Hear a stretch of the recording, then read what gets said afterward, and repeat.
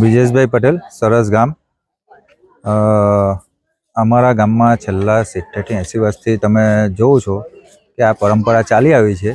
હવે આમાં સાંજે 4 વાગ્યા પછી છે ને ગામના લોકો બધા ભેગા થઈને લાકડા ભેગા કરે છે. ત્યારબાદ તેને મુહૂર્ત અનુસાર 7 વાગ્યાની આસપાસ મુહૂર્ત હોય છે. તો 7 વાગ્યા એને ગામના પ્રશ્ન નાગરિક સરપંચશ્રી એમને પ્રગટાવે છે. પ્રગટાવ્યા બાદ લગભગ 3 થી 4 કલાક જેવો સમય હોય છે. 3 થી 4 કલાક પછી જે લાકડા હોય છે બળીને બધા અંગારા સ્વરૂપમાં જોવા મળે છે. અંગારા થઈ ગયા બાદ તેને છે ને યોગ્ય જગ્યામાં પાથરી દેવામાં આવે છે.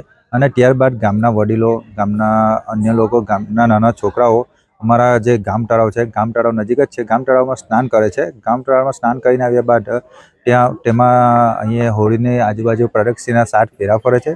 7 ફેરા ફર્યા બાદ ગામના પ્રથમ વડીલ જેમાં ચાલે છે અને તેની પાછળ ગામના અન્ય લોકો તેમજ નાના છોકરાઓ ચાલે છે. અને તમે જો કે છેલ્લા 15-20 વર્ષથી તો સિટીના લોકો કે અન્ય ગામના લોકો તેમજ ગુજરાતથી બહારના વસેલા લોકો પણ ખુલ્લા પગે આમાં ચાલે છે. તો તેમાં એ લોકોને પણ કોઈ પણ જાતની હાનિ કે ઈજા જોવામાં આવતી નથી.